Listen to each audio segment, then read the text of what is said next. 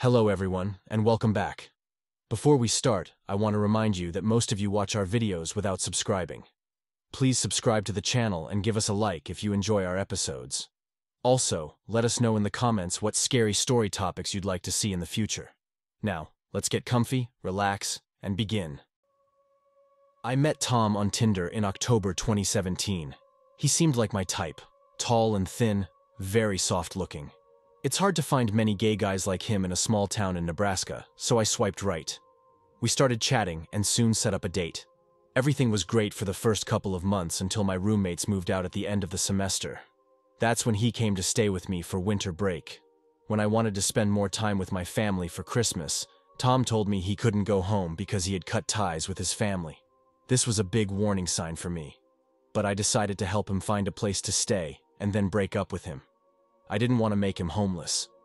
By the time the break ended, Tom had enrolled at my college and was staying across the hall from me. I knew it would be awkward to break up, but I wasn't ready for what came next. When the new semester began, he knocked on my door, saying he couldn't sleep in his room because he was scared his roommates would kill him. I told him those were just silly thoughts and sent him back. Not an hour later, Tom came back, threatening to kill himself. I took him to the hospital, with him crying about how I was going to break up with him the whole time. I had never told him I was going to. The next morning, I got 30 phone calls. I changed my number and blocked him on all social apps.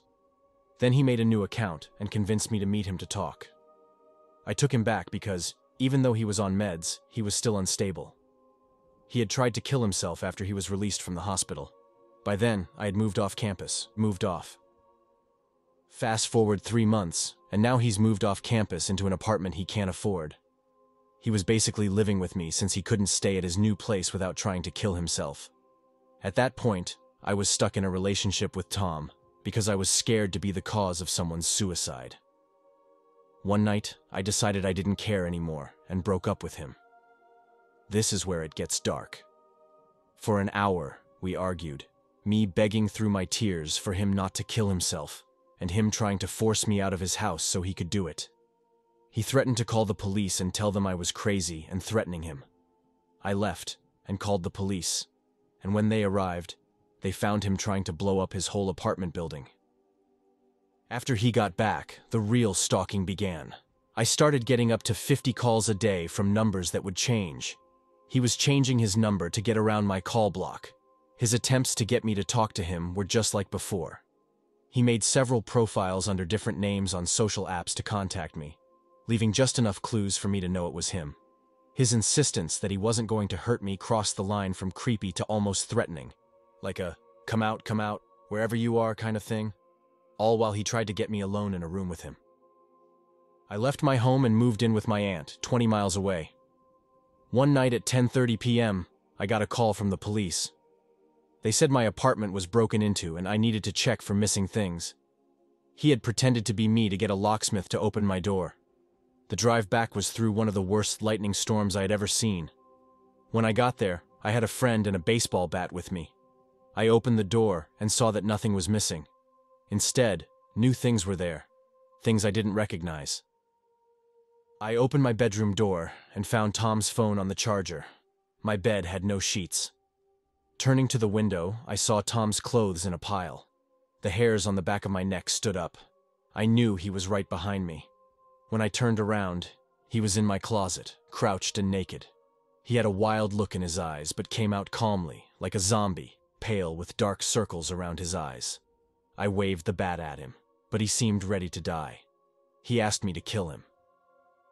He tried to take the bat from me. He tried to prove he lived in my apartment legally. He told me he had given me HIV. I got him into the living room and made him get dressed before the cops arrived. He lunged at me, and the police tackled him. It was the most violent arrest I had ever seen. No amount of tasing calmed him down. He screamed, "Police brutality! I just want to talk to Jake. Why won't you let me talk to Jake? Give me 5 minutes alone with him." The stalking continued after he posted bail. The next day, he knocked on my door pretending to be the police. He found me in class and chased me, grabbing me before I pepper sprayed him. He tried to break into my house again. He was arrested again for trespassing. I got a protective order after he posted bail the second time. But that didn't stop him. He kept calling. I finished the semester and moved back home, reporting every time he broke the order, which was often. He left for LA because he thinks the order is only valid in our state. If he comes back or gets arrested in California, I'll take him to court.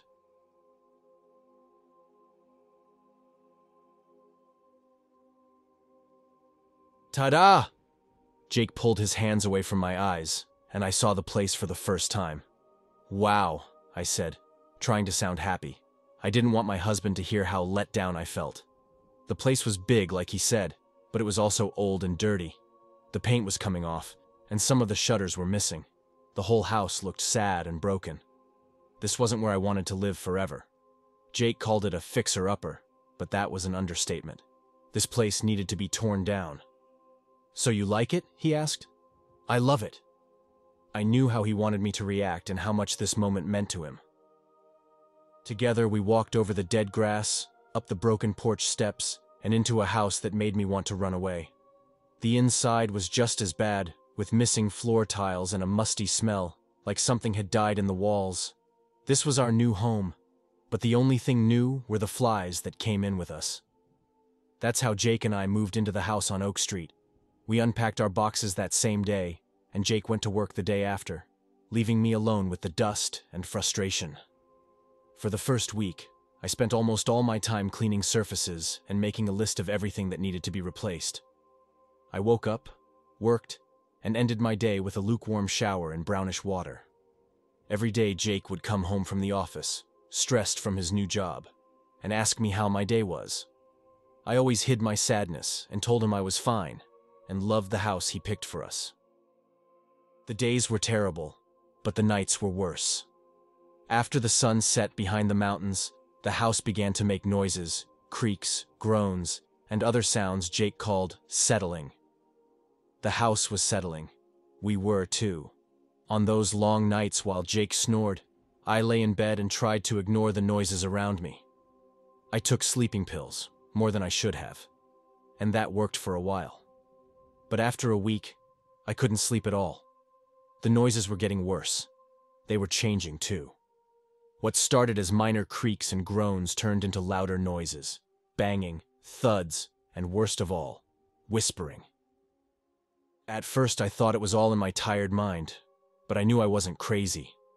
There was actual whispering coming from the walls, unclear voices sometimes broken by giggles. Several times I woke Jake from his deep sleep, but as soon as I did, the whispering stopped. It was like the house wanted to scare me and only me. Each time Jake got more annoyed, thinking I was making up problems with his perfect home. After a few nights, I gave up completely. He'd never hear the voices, and he'd never believe me. After 2 weeks of no sleep and constant fear, I had enough. The whispering had grown louder, the voices more bold. I had to figure this out myself. I pushed myself out of bed, careful not to wake Jake and make him angry. I crept out of the room and into the long, dark hallway. Aside from the creaking floorboards under my bare feet, I had to be silent. I had to follow the whispers to see where they were coming from. I passed the bathroom where the shower dripped in time with my heartbeat. I passed the guest bedroom, which was deathly quiet, and then the living room. When I got to the kitchen, I knew I had found the source of the whispering. I was close enough to hear individual words. They said, "Remove the wife." These voices were talking about my husband and me. They were laughing too, cold and mocking. I pushed open the kitchen door, expecting to find nothing. After all, these were just voices. They couldn't be real. The kitchen windows were covered, so it took a moment for my eyes to adjust to the dark. But when they did, I gasped in horror. There, crouched near the table, were 2 figures. One was male, and the other female. They were bent low, tearing apart a loaf of bread on the floor between them. They noticed me right away. I couldn't see their faces in the dark, but I saw their heads turn towards me. I was too scared to move, too scared to run. The figures didn't move for a long moment. They just waited in the dark until the man whispered something to the woman. The woman whispered back. They seemed to be arguing. Then the man stood up. He was thin and frail, but impossibly tall. He walked towards me, and before I could react, he grabbed my shoulders and lowered his face until it was inches from mine. "This is a nightmare," he whispered. "You're asleep." Then he pushed me backward, out of the kitchen. He slammed the door behind him. That was when I screamed. It took that long for my senses to return. I screamed louder than I ever had before, and in seconds, Jake ran to me from the bedroom. "What's wrong?" he asked. I couldn't speak. No sounds would come out. All I could do was point one shaky finger toward the kitchen door. He angrily pushed it open and charged into the kitchen. I wanted to stop him, but I just couldn't. Then he called my name. "Emma, come here now." I held my breath and followed him into the dark room. He turned on the light, and the kitchen was completely empty. By then, my heartbeat had slowed, and I could speak. "People," I said. "There were people in here." He spread his arms wide and gestured all around him. "Yeah? Well, they're not here now," Jake snapped. "Jesus Christ, Emma! Do you hate our new house so much that you have to ruin my sleep with some hallucination?" He was right. There were no intruders. I looked at the floor where the figures had been crouching.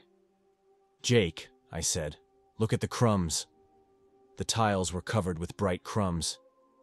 "So? You must have missed a spot when you were sweeping." Finally, I snapped. I was done being scared. I was done hiding my feelings. "I hate this house, Jake," I shouted. It was the first time I ever shouted at my husband. "It's terrible, and there are things here, and I'm tired of you pretending everything is perfect. It's not, and I must move out right now." Before Jake could answer, I heard a giggle coming from the half-open pantry. Fear took over my anger, and my heart was now filled with both fear and anger. Jake's expression softened. He heard it too. Finally, he started walking toward the pantry. "Don't," I told him. He ignored me, pulled open the pantry, and turned on the light. I stepped forward carefully, feeling the crumbs under my bare feet. I looked over Jake's shoulder into the pantry. It was empty, just shelves of spices and canned food. My heart sank. Then Jake leaned forward and pushed some of the cans to the side, revealing a small opening in the wall behind the shelves.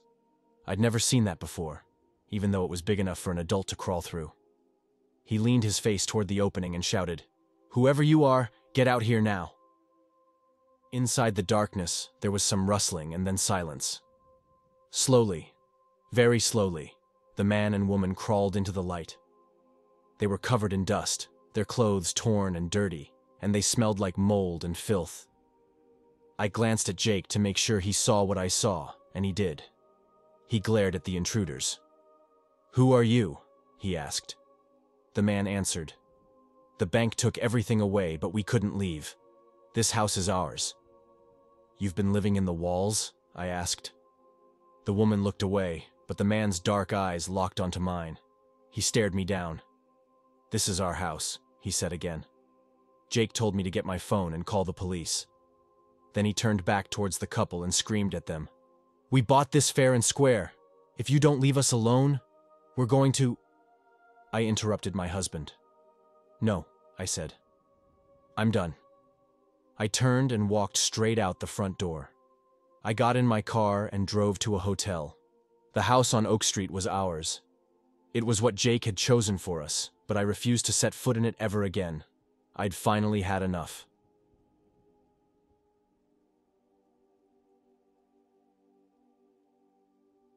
I'm a cow farmer in the Midwest. It's not the best job, but it pays the bills. These days, finding a job with good pay is tough, so I've learned to appreciate it. The job means cleaning up after the cows, checking their hooves, milking, and helping them give birth when needed. It's messy work, but I've gotten used to it. I don't even smell the stink anymore like I did when I first started. It used to be almost unbearable, but now, it's nothing. The farm was my father's before me and his father's before him. The story I'm about to tell you is my dad's. He told it to me when I first started working here as a kind of warning, a what not to do on the farm. He's long gone now, God rest his soul, but his story has haunted me for years. I figured I'd let others hear it and judge it for themselves. This was back in the 60s when Dad was in his early 20s. He worked on the farm with his father, Bill, at the time. He hated it. He hated the stench that got worse in the summer, and cleaning up after the cows was the worst part. The cows stayed in a huge barn, more like a big warehouse, where they were fed and kept at night. They grazed during the day, and at night they would poop on the concrete floor beneath them. In the morning, when the cows went out to graze, my dad would use a long hose to spray the droppings to the end of the building and down a shaft into a big tank below the barn. The tank would fill with the waste, and once a week, a guy would come by to empty it. It was really nasty work, but my dad did it anyway. My grandfather decided it was too much work for just him and my dad, so they decided to hire another farmhand. They didn't get anyone interested in the job for the first few weeks until they met a man at a local feed store named Sam. He was in his late 20s and eager to work. He hadn't had a job in years and needed the money because his wife was pregnant with their first child. My grandfather hired him right there in the feed store, and by the next day, Sam was on the farm, working harder than anyone my dad had ever seen. He was determined and very ambitious. He was always running around the farm, fixing things that needed fixing and trying to learn everything they did. He loved the job and told everyone he just wanted to be good at what he was being paid to do. He believed in honest work and that people should earn their pay. My dad liked having Sam around, not just because he worked hard, but also because he was gullible and easy to manipulate. My dad had tasks given to him by my grandpa throughout the day, and each time he was told to do something, he passed the task along to Sam. Sam didn't mind because he didn't know any better, and my dad didn't care because it meant less work for him. About 4 months went by with Sam doing most of the work around the farm, and my dad even started to find it funny that Sam would do whatever he was told without question. He was happy to do it. One hot summer morning, the cows had just gone out to graze, and my grandpa told my dad to spray the droppings down the shaft at the end of the barn like he usually did. My dad then passed the job along to Sam and sat by the side of the barn to have a smoke. When Sam was done, he came outside to tell my dad he had an idea that he thought would help the farm. He told my dad that if they emptied the tank below the barn themselves, they could use the cow droppings as manure in the fields. The manure would fertilize the plants and make them grow bigger and faster. At first, my dad thought the idea was stupid, but then he figured it would be funny to see if Sam would actually try to empty the tank. So he agreed. He didn't tell my grandpa because he knew he would never approve, and he just wanted to see how it would play out. He showed Sam where the release valve was to empty the tank into the big barrels. He told him to be very careful and not to turn the valve too fast. Otherwise, the line would get clogged, and they'd have to call someone to fix it. My dad then left Sam alone to do what he had planned and decided to take a walk around the barn to check the gates and make sure everything was in order. What my dad didn't know at the time was that Sam would end up turning the valve too fast, and the line would get clogged. Sam then opened the tank from above and reached a pole into the sludge to try and dislodge whatever was blocking the line. My dad heard screaming coming from inside the barn and rushed over to see what was wrong. He made his way down into the tank and was horrified by what he found. Sam had fallen into the huge 5,000-gallon tank that hadn't been emptied for a week and was now drowning in the thick feces, desperately reaching out for help. By the time my dad got to the top of the ladder and looked into the tank, all he could see was Sam's hand poking out of the brown goo. He grabbed onto it and tried pulling him out, but he had no leverage on the top of that tank. He managed to pull Sam up long enough for him to tell my dad that he was just trying to fix it himself, since he knew they would have to pay someone for his mistake. He felt bad, and my dad reassured him everything would be okay, and to just hold on. Then, Sam's grip failed, and he plunged back under the thick excrement once again. This time, no part of Sam's body was visible to grab and possibly rescue him. My dad had no idea what to do, so he ran across the farm as fast as he could to get my grandpa, who immediately called the police. By the time they made it back to the tank, Sam's hand had disappeared under the sludge, and there was nothing my dad and grandpa could do but wait. The police showed up with firemen, and they didn't know much of what to do either. They ended up reaching a metal pole down into the tank with a sort of loop on the end, and when they pulled Sam out, it was very clear that he had passed. My dad was horrified and felt like it was his fault. He knew it was a bad idea but thought it would be funny. He could have stopped Sam, but his own arrogance let him do it. Sam's wife became a widow and never remarried. She named their son after him and eventually moved out of town. My dad made a point to work as hard as Sam did every day for the rest of his life, in honor of the man whose death he felt he was responsible for. My dad passed away in 2018, and the last thing he said to me was to never take advantage of someone's hard work.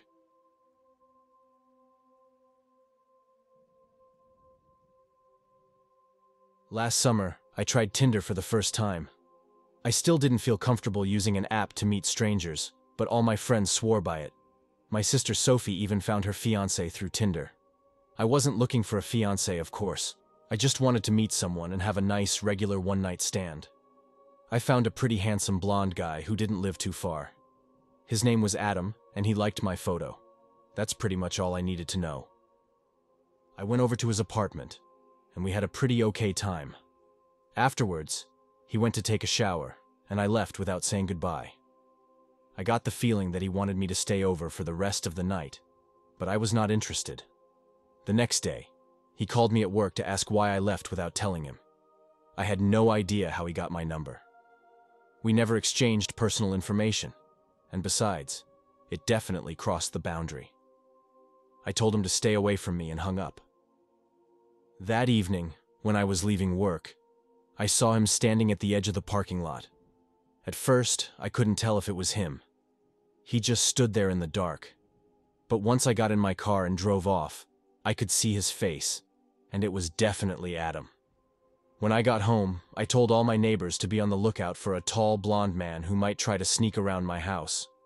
I thought about calling the police, but I've heard horror stories about people with stalkers, and the police usually don't help much.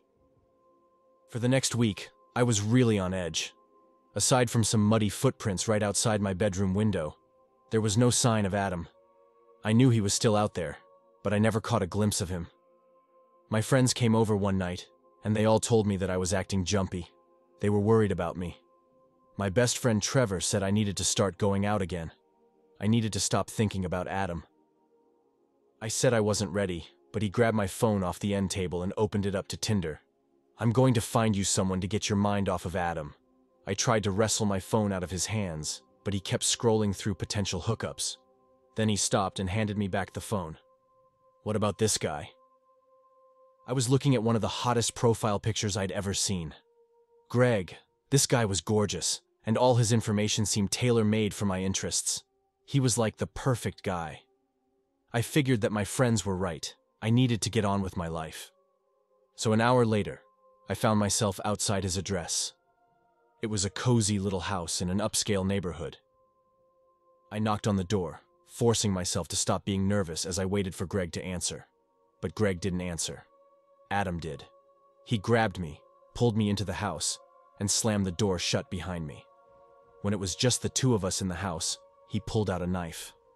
"Hi, I'm Greg. What's wrong with you?" I asked, my voice trembling.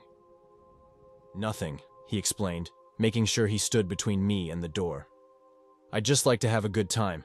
I meet women for a fun night at my place, and when we're done, I love to collect. But when you ran off like you did, I was devastated. I never got to the best part." "So you decided to try again? And what's the best part?" I asked. "You made up a fake profile and what? You rented a house?" "Some people own multiple properties," he said. "Don't worry about it."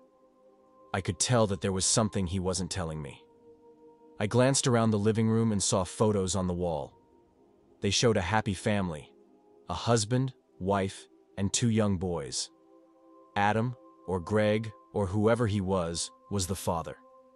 That meant this was his house, and he had a family.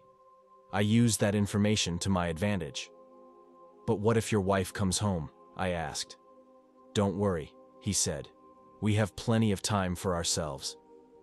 Then he lunged at me. He moved so fast I couldn't dodge. He tackled me to the floor and pinned me down. Then he tied me up to a chair. "I will collect now!" Adam roared. He casually walked over to a dresser where he pulled out a trimmer. What was he going to do?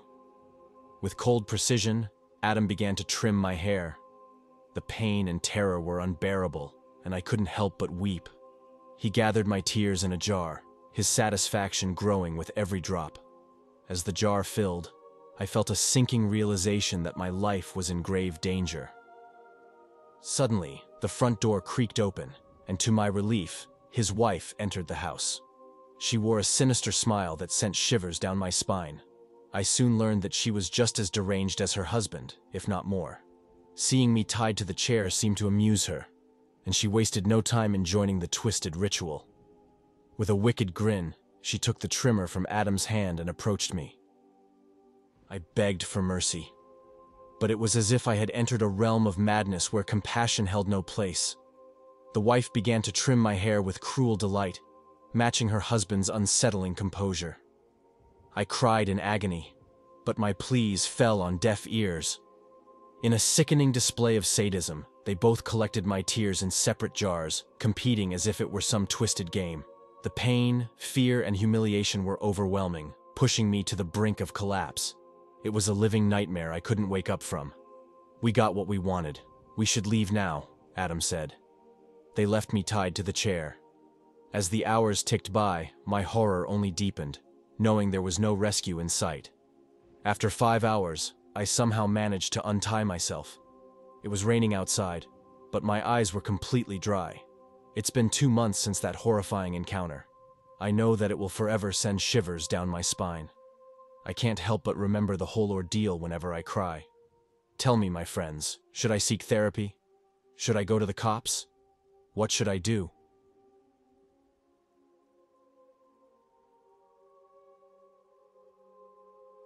Daniel was nice. Who am I kidding? Daniel was great. Pale green eyes and dark brown hair, perfectly chiseled body. Oof. After 3 weeks of letdowns, I could tell Daniel was going to be one of the better ones. From the start, he had the hotel booked and ready. How sweet of him. I love these straight-to-the-point guys, the ones that don't expect any of that relationship stuff. Who has time anyway these days? I met Daniel on Tinder just a few hours ago. After scrolling all evening without finding anyone interesting, his profile caught my eye. Bit of a last-minute arrangement, if you ask me. But you know what they say. Spur-of-the-moment decisions are some of the best ones. His phone rang, interrupting my thoughts. "Ah, sorry about that," he said. His phone screen showed an unknown caller ID. Great. "Do you mind if I pick up? Could be someone from work," he asked politely. "Yeah, of course. Not like I'm going anywhere tonight," I said with a wink, hoping he'd finish the call quickly. Daniel gave me a sexy smirk and picked up the phone. "Hello? You look confused. Who's this?" "I think you have the wrong person here." He started pacing around the room with a worried look on his face. I could faintly hear a woman's voice on the other end.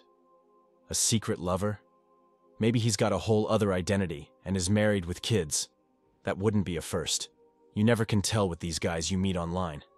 "Yes, I'm Daniel Walton, but I'm telling you I haven't taken a loan, much less one of that amount.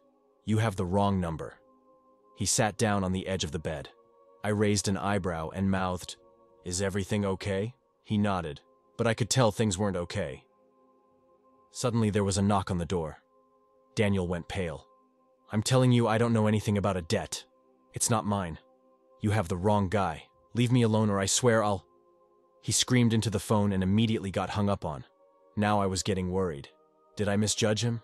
What sort of illegal thing is this guy into? Daniel looked me in the eye and said, "Look, Julia, that was some crazy lady rambling about debts that I need to pay tonight. She said that if I didn't do it willingly, her men would make sure that I do. So I think we're going to have to make a run for it." "What?" I asked, confused about the whole thing. "I have no idea what debt she's—" "Daniel Walton, open up!" shouted a man on the other side of the door. "Damn it, that has to be them now," Daniel said. "Well, what do we do?" I asked again. Daniel looked around the room and locked his eyes on the window. We were on the 6th floor, but there was a fire escape outside. The men kept banging on the door. He didn't have to explain. He quickly crossed the room and tried to open the window. It was bolted shut. We could hear the men working on the locks, trying to break in. I looked around and saw a heavy desk lamp. I tossed it to Daniel. He caught it and threw it at the window, shattering the glass. "Freeze!" Too late. The men had broken through the door. They held us at gunpoint. There were two of them, wearing cheap black and white suits. One of them spoke. "Daniel Walton, I trust Madam has explained your circumstances. We require your outstanding debt of $500,000 paid in full tonight." We both had our hands up. Daniel looked terrified. He stuttered. "I don't know anything about such a debt. It's not mine. You've got the wrong guy. Please." The men moved closer, guns aimed at him. Daniel was getting desperate. "Please," he begged. The same man spoke again. "Sir, if you're unable to pay us in full tonight, we are at liberty to take any one of your organs to cover the debt." Then Daniel looked at me. He had an idea. "They don't have to be mine, right?" Locking eyes with me, he asked. "The organs, they don't have to be mine." I sighed. It always came down to this. I thought at least cute little Daniel Walton here would hold up for a few hours, but no, he's weak like everyone else. "All right, boys, that's enough. Wrap him up." Daniel's eyes went wide. He was about to face the men when a bullet hit him square on the forehead. The other guy had fired his gun, the noise muffled by a silencer. Wasn't a bad kill at all, on point, exactly what we needed.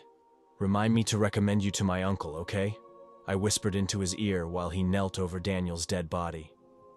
"Yes, ma'am," he replied as he helped carry Daniel's body to the bathroom. "Oh, and Malta said she would like a word with you, ma'am." "Of course she does."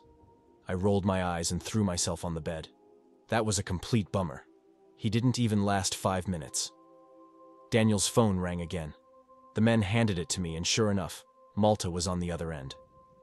"Calling to revel in my misery, is it?" I asked, staring at the ceiling. "Oh, come on. Did you really think that guy would last more than 5 minutes? Money laundering, aiding and abetting human trafficking?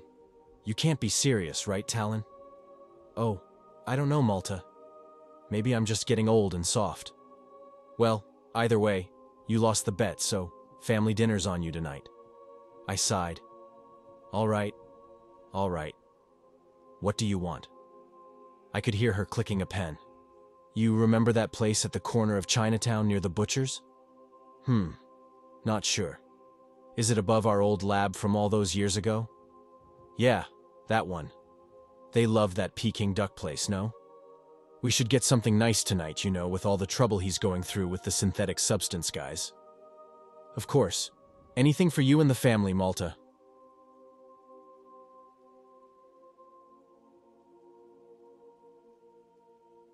This happened in the late 1990s, not long after I finished high school. Let me give you some backstory first. I met this guy when I was about 14 or 15. He was older than me. I never knew his real age because he often lied about it, but he was at least a few years older. He became my off-and-on summer fling for a few years. Nothing serious. When I was a senior in high school, we reconnected one winter night, and he asked me to be his girlfriend. I liked him a lot, so we started dating full-time. He was sweet. I missed most of the red flags, like him worrying about all the other guys noticing me if I wore a dress or something. After my 18th birthday, we moved in together. I was still in high school and had an after-school job, so I thought I could handle it. Plus, I thought he would be a helpful life partner, and we could build a life together. I was wrong. I graduated high school and got 2 jobs, while he kept quitting any job he had. I was also preparing to go to a local college. I was determined to do it all. After about a year of this and some really crazy fights that became physical, I ended up just becoming numb to the life I was living. By physical, I mean he was abusive. Between the physical and mental abuse, he wore me down. I knew I deserved better. I knew he was lying every time he told me he would never hurt me again. I also believed him when he said he would kill me and not think twice about it. I won't tell every single time he beat me, but there was one time I truly thought he was going to murder me. I had been at home with our baby boy while he was out with friends or doing whatever he was doing. It was a pretty good night. I enjoyed being a new mom and liked the time away from him. It was relaxing. I'll refer to him as the asshole. The asshole came home later that winter night and brought a friend with him. I knew the friend, but not too well. They came into the house and everything seemed to be okay. but I noticed that the asshole was being a little sarcastic with his tone towards me. I tried to ignore it and just focus on our baby. The asshole and his friend sat in the living room, drinking and talking. I stayed in the bedroom, hoping they would leave me alone. But after a while, the asshole came into the bedroom and started accusing me of things I hadn't done. His voice got louder, and I could see the anger in his eyes. I knew what was coming. He grabbed me by the arm and dragged me into the living room. His friend watched, not saying a word. The asshole started yelling at me, calling me names, and then he hit me. The first punch made me see stars. I fell to the floor, holding my face. The baby started crying in the other room. The asshole didn't care. He kept hitting me, kicking me while I was down. I thought I was going to die right there. Finally, his friend stepped in and pulled him off me. "That's enough, man," he said. The asshole shoved him away but stopped hitting me. I crawled to the bedroom, picked up my crying baby and held him close. I was shaking all over, but I knew I had to stay strong for my baby. I knew I had to get out of there, but I didn't know how. All I knew was that I couldn't let the asshole kill me, not with my baby watching. It was a fake nice and sarcasm. They usually came before he wanted to start a fight. I then prepared for him to start arguing. I thought that his friend being there would be a safety net of some sort. Boy, was I wrong. I made sure not to do anything to make him mad. I stayed close to my little boy and let him and his friend just hang out, talk, and drink. I couldn't pinpoint exactly what caused him to snap that night, but he did. It was the worst I had ever seen him. He wanted to fight me. He screamed in my face that he was going to beat me like a man, all while I was holding our baby. His friend followed him, or at least stayed nearby. I tried to run, but he blocked me before I could get away. He told me he was going to kill me. I saw his friend just standing there, panicked. I handed him my baby and said, "Please don't let anything happen to him." The moment my baby was in his friend's arms, I felt my hair being ripped out of my head. Asshole began kicking and hitting me. I got away long enough to make it to the living room where our landline phone was. I dialed 911, and just as I hit the last number, he picked me up and slammed me down on the ground. He slammed the phone down to hang it up and then cracked me on the face with it. I thought for sure that the 911 call didn't go through. He began hitting me so hard and choking me that I was blacking out and seeing stars as my head spun. I looked at his friend and begged him to get help. He just stood there, scared to death. Asshole then told him if he did, he would kill him.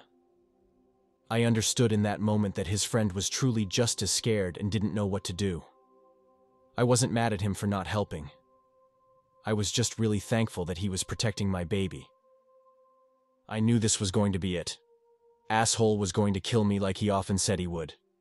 He would have no remorse, just as he promised. I wasn't about to make this easy on him. I fought back harder than I ever had before. He was on something, which I later found out, so his strength was definitely not something I could match. Not to mention he was about 100 pounds bigger than me. But I was a mom who wanted to live to see my baby grow up. As he hovered over me, hitting me in the head and choking me, I grabbed his balls and twisted and pulled. It didn't faze him. He was so high. I was tasting blood and feeling so numb. He was beating me so bad that I wasn't even hurting anymore. Maybe it was the adrenaline in the moment. I don't know, but suddenly the hits stopped. I no longer felt my head getting bashed in, but weirdly enough, I heard a pounding. He got off of me, and for a split second I didn't know what was happening. I wasn't even sure if I was still alive at this point. Finally, I stood up as he told me to be quiet. The pounding was the police knocking on our door. The 911 call had been an open call, and the entire fight was heard. Asshole answered the door, and he told me to stay back. He started to tell the police some story about the baby just crying. I stepped into view of the officer, who looked at me, and he immediately threw Asshole against the outside of our home. The rest seemed to happen so fast. Asshole was being arrested, and an officer was talking to me and taking my statement. One of the cops told me then that I had one of the worst injuries he had ever seen a person have and still be alive. Asshole had hurt me so badly that he had beat a hole into my lip where I couldn't even have a drink without the water going through. He called me from jail, and the exact words he said to me were, "Why did you do this?" He really wasn't even sorry at all. He didn't even lie to me this time and pretend that he was. I left him. He was eventually sentenced to 26 days in jail. He never served them because he moved to another state before he could be arrested. He managed to find me and stalk me, but I stayed strong and stayed away from him. Eventually, he moved on to his next target. I have truly felt so much guilt over this, but the next woman was beaten and choked too. But she wasn't just beaten. She was also choked to death. He took the life of someone, and I'm sure he thought nothing of it, just as he always said to me. I know deep in my heart that if I hadn't walked away, it would have been me he killed. But I'm so sorry to that woman's family. He's in prison now, probably feeling no remorse at all. But hopefully, he's getting justice served to him in other ways. I'm just so glad that I actually got away from him.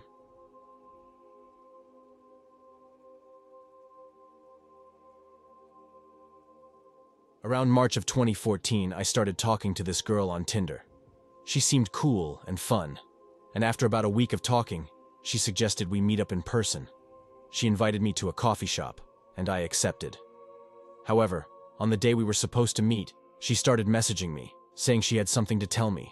Her pictures on Tinder weren't actually of her, and yes, she was a guy. He claimed that he really liked talking to me though, and begged me to still meet up with him. Naturally, I declined. I blocked his profile and moved on with my life. About a week later, I started talking to another girl. Once again, she seemed cool and fun, and we hit it off right away. She asked me if I spoke to other people on Tinder often, and rather stupidly, I told her about my previous encounter with the guy pretending to be a girl. Weeks later, I would realize that this new girl was the same person as the week before. She asked me if I wanted to meet up, and I said sure as long as it was in a public place. We decided on a cafe, and the next day I sat at the table waiting. 5, then 10, then 15 minutes passed, and she was nowhere to be found. I peered out of the window and saw a man across the street, staring at me intently. I looked away, waited a few seconds, and looked back. But he was still there, just standing and staring. At that point, I left the cafe, got on my bike, and rushed home. I was definitely a little freaked out, but tried to calm myself, thinking no one could have followed me. I deleted my Tinder profile, and things were normal for a few weeks. About 3 weeks later, I started getting phone calls. The numbers always showed up as unknown. I picked up the first few times to hear some guy breathing heavily into the phone.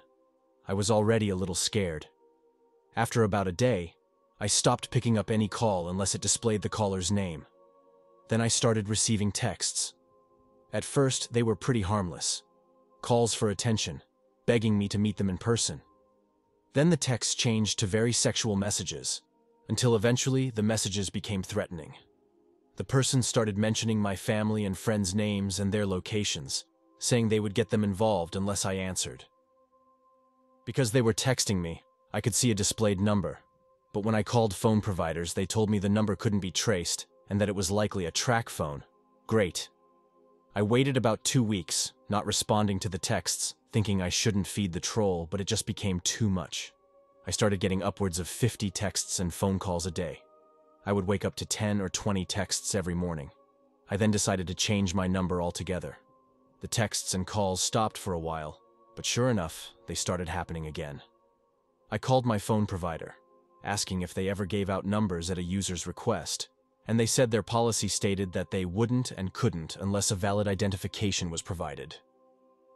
Then one day, I tried logging into my Facebook, but was somehow denied. Within a day, friends started contacting me, asking what the hell I was doing, saying that they were getting terrible messages from my account. One of my girlfriends was receiving messages about her mom who had died years ago. I apologized a lot and told people what was going on.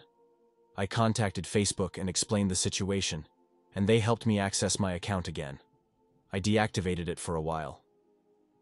Enough was enough at this point. I decided to contact the FBI, explaining what had been going on for over a month. They documented everything, but told me that since I or any of my friends and family were not in immediate danger, they probably wouldn't be able to do anything. At this point, I felt stuck. I thought about hiring a private investigator or a hacker. I decided against it and just hoped it would fade out if I never answered. I left my Facebook deactivated and continued to ignore any texts and phone calls I received. I never had any trouble at home, but some of my closest friends received occasional texts as well, which freaked us all out. I hated that they got dragged into it too. One day, I came home and things felt very eerie. The door was unlocked, windows open, and no one home. A strong breeze was running through the apartment. I checked the place and found nothing else weird, so I locked everything up and waited for my roommates to get home. It's been almost 7 months now, and the calls and texts have more or less stopped. I'll get an occasional text, but at most, one every 2 weeks. At the peak of it, I was receiving almost 100 texts a day. It definitely affected my social and personal life. I became much more wary of the people around me and my surroundings. I felt like I couldn't really focus on anything until this all stopped. Work was difficult, though I tried to maintain my composure as best I could. Everything was just weird. Life was weird. I've since stopped using all forms of dating apps and websites. Things are starting to get back to normal, and I just want to put it all behind me. I'm moving at the end of this year, so it'll be nice to have a fresh start in a new place. I'm not going to say that all dating apps are dangerous and that no one should use them, but definitely cover your bases. Ask more questions before meeting someone. FaceTime them first. Skype. Anything. I was naive about it, and I regret it. Be safe, stick close to your friends, and try to meet people in more traditional ways sometimes.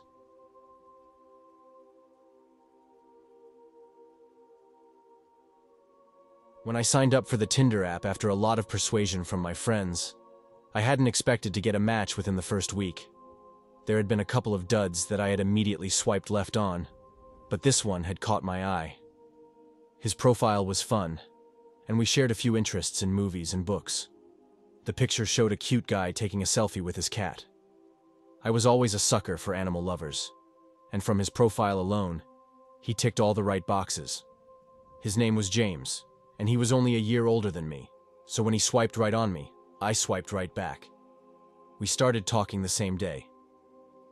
I was a little tentative at first since it was my first time using a dating app, and I wanted to make sure there were no red flags.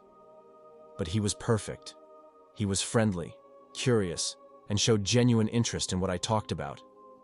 It felt like we really connected. When I found out he lived in the same city, it felt like fate. We decided to hold off meeting for the moment, but we spoke almost every day. When I woke up, there was always a message waiting for me, saying things like, "Good morning," or "I woke up thinking about you." I never met someone who made me feel special like that. Of course, I wasn't completely gullible. Part of me knew from previous experience that it seemed too good to be true. But when I asked him for pictures to prove he was real, he complied easily, sending me snaps of him and his cat in the moment. It was real. He was real. And I thought I'd found my match. The next step was a phone call. I decided I would know for sure if I could hear his voice, hear a real person talking to me, not just a text message. He agreed, and we decided to call at 7 o'clock the next evening. I was shaking with nervous excitement the whole day, and even my coworker and best friend Laura could feel it. "Oh, what's with you?" she asked once the coffee shop had quieted down after the lunchtime rush. "You look like you're on top of the world." "You remember that guy I've been talking to?" I said, drumming my fingers against the counter. "I can barely stay still. I'm calling him tonight." Laura grinned. "That's great," she said. I nodded, trying to hide my nerves. "I know we're taking things a little slow, but I want to make sure I'm not getting involved with someone, dodgy," I said with a small laugh. "Have you seen pictures of him?" Laura asked, her eyes narrowing slightly. I made sure the cafe was empty before pulling out my phone and bringing up a gallery of all the photos. "Yep. He sends them as soon as I ask, so I know they're real. I know he's real." Laura's eyes lit up. Show me," she said, leaning her head against my shoulder and looking down at my phone. "Aw, he's cute and he has a cat." "I know, and he's so lovely. I really think I found a decent guy." "You know how difficult those are to find these days," I said, rolling my eyes. Laura said nothing. She was still looking at the photos, a small frown between her brows. Something about him seems kind of familiar, she said, her voice pensive. I feel like I've seen him before. I glanced up in surprise. Really? I mean, he does live in the city. Maybe he actually lives pretty close.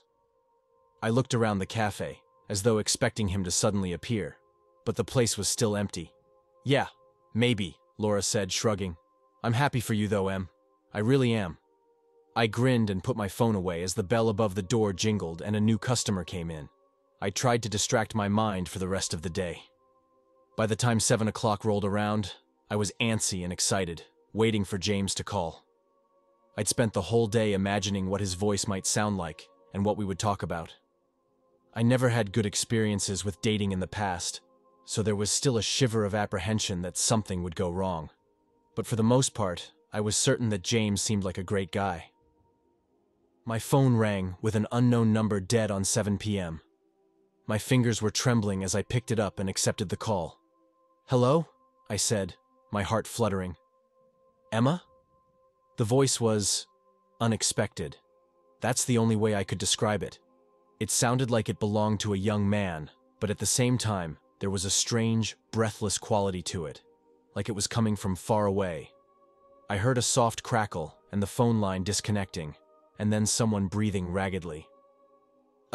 James, are you there? Yeah, sorry, he said, his voice cutting in and out. I'm in a place with bad reception. Oh, don't worry. You can call back later if now isn't a good time. It's fine, he said, his voice almost a whisper. I couldn't help but frown. This isn't quite what I'd been expecting, and it was starting to make me doubt if maybe James wasn't the perfect guy I thought he was. It's really nice to hear your voice, Emma, he continued, his voice having the same static quality. Yeah, you too, I said uncertainly. Was I really talking to James? Hey, how about we call another time? I'm feeling a little tired after work. If you want, he said reluctantly, and after a short back and forth, we decided to hang up and try again another time. When I finally ended the call, I fell back against my bed with a sigh. That hadn't gone the way I'd expected at all, but I didn't want to give up on him completely just because of a phone call. Maybe he really was just in a place with poor reception. We kept talking for a few more days. James apologized for messing up the call and sent me an adorable picture of him with his cat, who I learned was called Misty, to make up for it. Then we decided to meet up. I felt a little weird bypassing the video call stage, but he seemed eager to meet, and despite the phone call, I was also excited. We planned to meet outside an internet cafe in the middle of the city. I had to take a bus there, and when I told Laura where I was going and who I was meeting, she insisted on coming with me just in case he wasn't who he said he was. She camped out in the internet cafe while I waited by the postbox outside, where we had designated the meeting point. I waited there for a good 40 minutes before I realized he had stood me up. That's when I knew that James, the embodiment of my ideal guy, wasn't real. Only it was so much worse than I thought. Psst. I headed inside the cafe where Laura was waiting for me and saw her face take on an ashen tinge as she stared at one of the computer monitors, her fingers scrolling down the mouse. He didn't show up, I said, making her jump. She looked up at me, a strange look on her face. Em? She said slowly, turning the monitor around so that I could take a look. Is this the guy you've been talking to? On the screen was a photo of James, a few years younger than he seemed now. I frowned. Yeah, that's him. Where did you find this? I asked, my voice shaky. Laura swallowed audibly and clicked off the image, taking me to the article where it had been posted. James Ashton, she read out, dies tragically after meeting with a psycho girl on a dating app. I felt my blood rush out of my cheeks, the ground feeling unsteady beneath my feet. Wait, he's dead? Laura nodded, her voice wobbling. Yeah, and he has been the whole time you've been talking to him. As I tried to process this shocking revelation about James, I found myself unable to let go of the mystery. The feeling of being ghosted by a deceased person haunted me for days. I had to know the truth. As I dug deeper into James's background, I discovered a series of disturbing coincidences. Every person who had interacted with James on the dating app had a bizarre encounter, and all of them shared a peculiar connection. They either experienced severe misfortune or met their untimely deaths. I was now convinced that something unnatural was at play, something sinister tied to James's virtual presence. With Laura's help, I delved even further into the matter, only to stumble upon an old, ominous urban legend that mentioned a malevolent spirit called the Digital Spectre. According to the legend, this vengeful entity preyed on the living by posing as deceased individuals on various digital platforms, seeking to bring harm to anyone who engaged with it. I realized that James was nothing but a malevolent ghost, manipulating technology to lure in and harm unsuspecting users. A wave of terror washed over me, but the thought that I had narrowly escaped becoming another victim gave me some composure. But my horror didn't end there. Over the next few days, strange glitches occurred on my laptop and phone. I received cryptic messages from unknown sources, and my mental health started to deteriorate. As days passed, my grip on reality began to crumble. I could hardly leave the safety of my home. With the unnatural power involved, how could I trust anybody? The lines between the real world and the digital realm blurred completely for me. I stopped eating and drinking. With each passing day, I was slowly losing it. I was hooked to my phone 24/7. Something dark and unknown was pulling me towards it. "Emma? Emma? What happened to you? Oh my God!" It's been 2 months since I was rescued. Laura has burned both my phone and laptop. I'm slowly recovering, but my therapist says it will take a long time for me to be my former self. I guess I would be better off social media forever.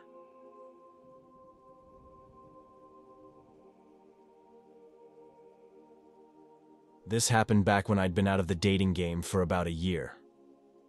I'm a pretty awkward person who doesn't get out much, so my best friend convinced me to try online dating. I thought it was a good idea, so I signed up for OkCupid. I figured I could chat with people for a while, get to know them, and work out who was creepy and who wasn't. Then I could meet the best match. So, I met this guy on the site, and we spent a few weeks chatting and getting to know each other. He seemed really cool and chill, kind of quirky, but not as weird as some of the other guys I'd talked to. When the time felt right, he asked me on a date. By then, I was excited about meeting him, so I said sure, why not? I told the guy that I preferred simple, low-profile dates, so he suggested that I go over to his place. He said he could make us some dinner, and then we could watch some indie horror films, which we both liked. I told my friend about this plan. She had suggested online dating, and we discussed the risks of going to his place instead of meeting in public first. I knew it was risky, but there was the detail of me being 6'2" and him being 5'7". I figured that height difference meant he probably couldn't overpower me if something went wrong. Plus, I'm a sucker for a guy who can cook, so that clouded my judgment a bit. That being said, we developed a code word system that I could use through text or calls. She had all the details of where I was. If things didn't feel right, I could call or text her, drop the emergency code word, and she'd think of a reason for me to leave and come pick me up. Anyway, I arrived at his place, and we went up to his apartment so he could show me around. He started emphasizing his bedroom a little too much, commenting on how his big bed would fit me. I put that down to some awkward, bad taste jokes and got him to move on.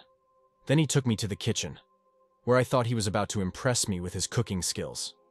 He talked about what a good cook he was and how he was going to wow me. But when it came down to it, he hadn't actually bought anything to cook at all. That was my first red flag. I tried to brush it off, thinking maybe he just got nervous and forgot. But as the evening went on, things got even stranger. All he bought for our date was a bottle of red wine, claiming it was super expensive. I made the mistake of showing up on an empty stomach, thinking he was actually going to cook for me. When I found out there wouldn't be any food, I was disappointed and kind of angry. But instead of understanding why I was annoyed, he kept emphasizing the wine, telling me he had spent over $100 on it and that I should be more grateful. Don't get me wrong, I like wine, but I don't know wine. To me, that bottle could have been the rarest in existence or the cheapest from a corner store, and I wouldn't have known the difference. So instead of having dinner, we ended up talking over this bottle of wine. It was pretty good, but not something I'd ever pay hundreds for. The first real red flag I noticed was when it became clear he was trying to get me drunk. Every time I took a sip, he'd ask, "Want to top off?" and pour more wine into my glass. Combined with not making any dinner, I started to feel very uncomfortable. I thought maybe he was just trying to be romantic in a weird way and not actually trying to take advantage of me. So after making him let me eat some chips and toast, I felt steady enough to continue the date. He was also drinking heavily, which I found strange. Usually guys trying to get their date drunk pretend to drink more than they actually do, but he was downing the wine like a champ, so I just slowed my sips until all the wine was gone. Then we headed to the couch to watch some movies. We sat on the couch, and I asked what movie he'd picked for us to watch. He had kept it a surprise all day, teasing me with lines like, "You're gonna love this movie. It's so hardcore, so underrated." I was actually excited to see what he had chosen because we shared a love for indie horror films. But instead of some hidden gem, something interesting, he pulled out a Serbian film. For those who don't know, a Serbian film is billed as the most graphically gruesome and disturbing movie of all time. I felt my stomach turn. This was not the kind of movie you casually watch on a first date, or really ever, in my opinion. I tried to keep my cool and asked, "Are you serious? This movie is really intense." He shrugged and said, "Yeah, I know, but it's a great movie. You have to see it to understand." I was too polite to outright refuse, so I decided to give it a try, hoping it wouldn't be as bad as its reputation. But as the movie started, I felt increasingly sick. The scenes were horrifying and completely inappropriate for a date. I felt trapped, unable to leave without seeming rude or overreacting. The final straw was when he started getting really into the movie, commenting on how cool and real the scenes were. I couldn't take it anymore. I stood up, grabbed my things, and said, "I need to go. This isn't for me." He looked surprised and a bit offended, but he didn't stop me. I left his apartment and called my friend as soon as I was outside, telling her everything. She came to pick me up, and I felt relieved to be out of that situation. Looking back, I realized I had ignored too many red flags. It was a hard lesson learned, but it made me more cautious in the future. I decided to stay off dating apps for a while and focus on meeting people in more traditional ways. It felt safer, and after that night, I needed to feel safe again. I know some people are really into it and can talk for days about all the metaphors, hidden meanings, and theories surrounding it. But personally, I hate it. It's just an increasingly violent mix of gore and adult content that has no value beyond shock. So when he suggested we put it on, I politely asked if he had anything else in mind because I'd already seen a Serbian film and wasn't keen on watching it again. But nope, he insisted we watch it. He noticed I wasn't into it and tried to tell me that the only reason I didn't like it was because I didn't understand it. Right then, I decided this guy wasn't getting a second date. I was mad at how patronizing he was, but I kept my cool and got my phone out to text my friend our emergency code word to end the date. As soon as I got my phone out and started typing, the guy got visibly irritated and said, "Who are you texting?" His tone and attitude once again affirmed why he wouldn't get a second chance, but I stayed calm and replied, "Just letting a friend know I'll be home late tonight." This was part of the plan my friend and I had worked out, and it worked like a charm. The guy thought he was in the clear and calmed down, assuming I was going to stay longer. Then a few minutes later, my friend called, putting on an Oscar-worthy performance, saying there had been a break-in at our apartment. We lived separately. The call volume was loud enough for the guy to hear, and all I had to do was act naturally and sell the bit. My friend then asked if I needed a ride from somewhere, and I told her this guy's whole address, down to the zip code, to make sure he knew someone else knew where I was. I thought I would be out of there in maybe 10 to 15 minutes, but then my friend told me she had to drive her little sister somewhere and was 40-something minutes away. I was livid. It turned out she had to run an errand for her mom, whose car was in the shop, so it was just bad luck rather than her not sticking to the plan. But still, I was horrified to think I had to sit through 40 more minutes of such a gross film with a guy who had gotten weirder and creepier as he'd gotten drunker. For the next 30 minutes, I had to sit through the guy giving me a whole lecture on why a Serbian film is the best indie horror movie since the Blair Witch Project, and that the reason it's so horrible is that it's a mirror reflecting a decaying society, or some nonsense. As the minutes ticked by, Increasingly weird and gruesome things happened in the movie.